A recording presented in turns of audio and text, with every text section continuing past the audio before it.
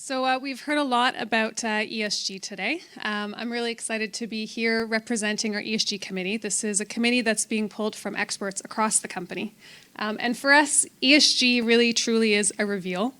We haven't had an ESG committee. We haven't had a properly formalized strategy at DCM before. So this is something that we're really excited to be moving forward with. So I'm going to go through at a very high level our commitments in each area. We'll talk about some of the targets that we're setting, some of the partners that we'll be working with to help us bring those to life, and some of the programs and initiatives that we already have in place and are working on toward the future.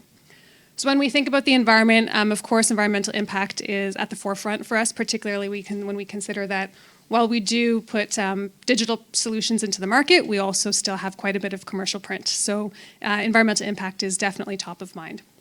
So we break this down into 4 key areas of impact. Reducing our carbon footprint. So here our goal is to have a 30% reduction in carbon footprint by 2030 and achieve net zero by 2050. When we think about the energy sources across our facilities across the country, we'd like to transition to more renewable energy sources. And in that area, our goal is a 30% transition to 100% renewable energy by 2050. Thinking about the solid waste that's produced in our facilities, we'd like to achieve a waste reduction annually of 10% when it comes to solid waste. And then going beyond what's happening within our facilities and also thinking about the resources that we use, we have a commitment towards sustainable forestry. So the number that you're seeing here, 144,000 trees planted annually, is based on our consumption of paper within our facilities, and you'll hear a little bit more about how that will work on the next slide. So, of course, the goals that I've just shared with you on the previous page are quite big goals for us to achieve with long vision ahead of them. And we're going to be working with partners to help us get to these. And this is really just a starting point for us. There'll be different partnerships as we continue to move forward with these initiatives. So on the left, when we think about our facilities themselves, SGP is the Sustainable Green Printing Partnership. SGP is a not-for-profit. They really exist to introduce more sustainable practices into the entire printing process. They do that by helping set the criteria and the goals that companies should be meeting. They help with the progress tracking and making sure that there's transparent reporting happening. So, of course, to do that, we need to implement a pretty sizable sustainable printing management system into our operations.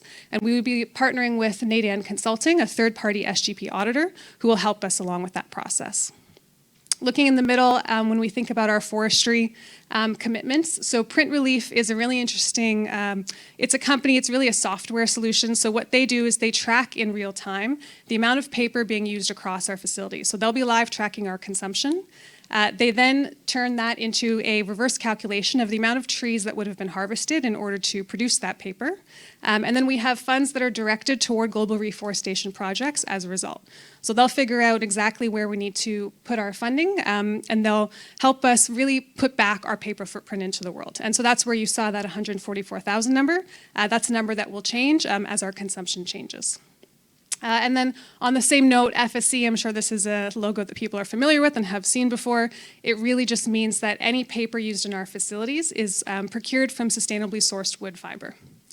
And then finally, on the right, you see Hain Co. So this is an organization that produces LED lighting and other energy-efficient solutions. So with them, we will be working to retrofit our facilities across Canada to make sure that we have more energy-efficient products and services driving the work that we do. And their whole goal is to achieve cost-neutral operations, and the way that they do that is by the cost savings that we'll achieve by having more energy-efficient solutions put in place, and then also taking advantage of some government rebates that are available to us as we put in these more environmentally friendly solutions into our business.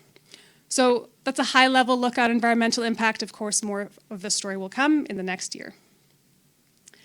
When we think about our social commitments, this is certainly an area where we're not starting from scratch.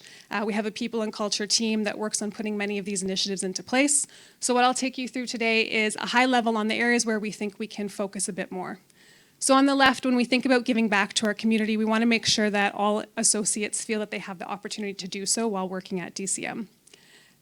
We have lots of grassroots initiatives that happen at our facilities, but at a corporate level, we're partnering with Habitat for Humanity.